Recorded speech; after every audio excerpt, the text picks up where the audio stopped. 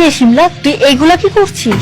আরে কিছু না, জানিস আজকে আমার বড় একটা অফিসে রিসেপশন পদে চাকরি হবে, তাই নিজেকে একটু সুন্দর করছিলাম। তুই জবের জন্য বুকসে পেয়ারা নিচ্ছিস?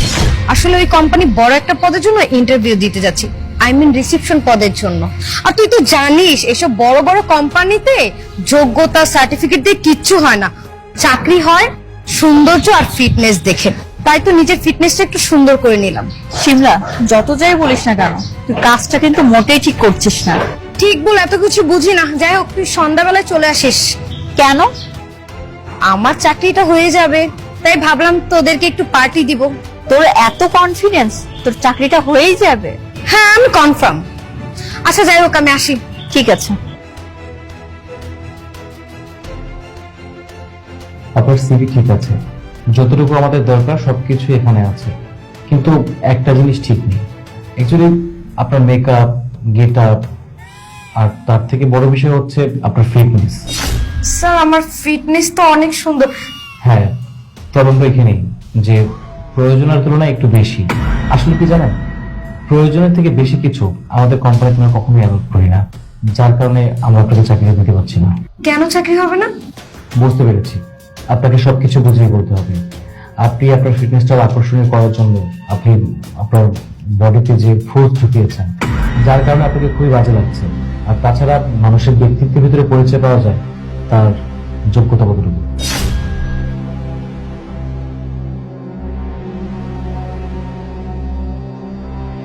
স্যার, আপনি কিভাবে জানলেন? কি হবে জানলাম? তাহলে শোনো। আচ্ছা বলুন। হ্যালো, আসসালামু স্যার। ওয়ালাইকুম আসসালাম, কে আপনি? স্যার, আপনি আমাকে চিনবেন না। আপনার অফিসে একটা শিমলা নামের মেয়ে ইন্টারভিউ দিতে গিয়েছে।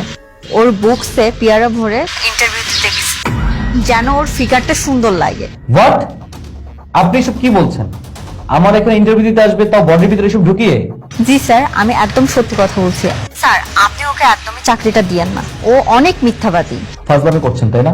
আমার অফিসে কি আসবে, ইন্টারভিউ কিভাবে হবে না হবে সে একান্ত আমি জানি, আপনাকে বলতে হবে না। ফোন রাখুন। না না না স্যার, স্যার একটা কথা ছিল। স্যার, রিসেপশনের চাকরিটা যদি আপনি আমাকে দিতেন। আমি আপনাকে জানাবো, ঠিক আছে? ঠিক আছে স্যার। এত বড় সাহস, মানে বডি ফিটনেস ঠিক রাখার জন্য সে এসে এখানে উল্টাপাল্টা কাজ করবে, এই চাকরি পেয়ে যাবে, তো সোজা, কোনো সমস্যা নেই। কি বুঝতে পেরেছেন? আপনি যে পদ্ধতি অবলম্বন করেছেন না, সেটা একদমই ভুল। এই কাজটা করা আপনি ঠিক হয়নি। সোহাগ করে বডি দেখিয়ে কখনো চাকরি পাওয়া যায় না। এটা কি জানেন?